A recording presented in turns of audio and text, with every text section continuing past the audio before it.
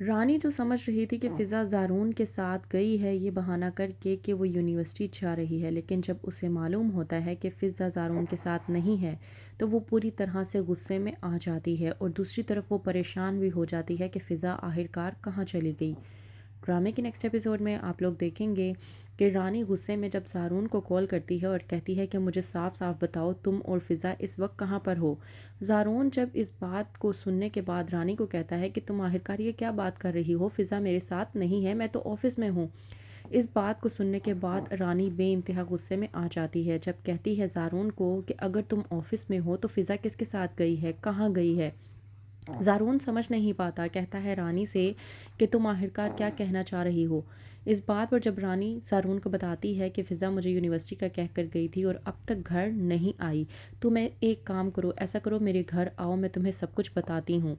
ज़ारून जो बहुत ज़्यादा फ़िक्रमंद हो जाता है कहता है रानी को कि मैं आ रहा हूँ। वहीं पर ज़ारून का एम्प्लॉई जो कि ये पहले ही बात सुन चुका होता है आकर बताता है ज़ारून को कि हमें एक जवान लड़की की लाश मिली है।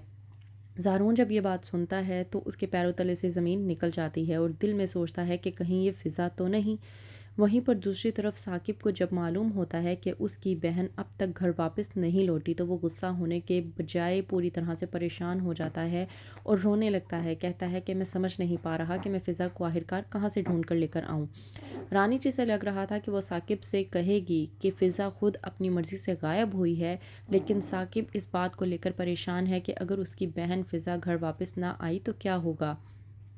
आता है जब ज़ारून रानी से मुलाकात के लिए तो कहता है साकिब ज़ारून से कि मैं तुम्हें सिर्फ़ इतना कहना चाहता हूँ कि मेरी बहन फ़िज़ा को कहीं से भी ढूंढ कर लेकर आओ।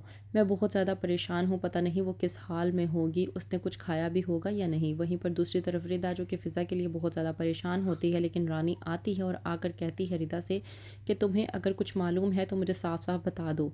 इस बात पर जब रिदा इनकार कर देती है तो रानी बेहद गुस्से में आती है और कहती है कि अगर ये लड़की घर वापस आई तो मैं इसका वो हश्र करूँगी कि जिसका इसने कभी सोचा भी नहीं होगा। मैं इस लड़की को कतन अपने घर में रहने नहीं दूंगी क्योंकि ऐसी लड़की के लिए मेरे घर में कोई जगह नहीं है।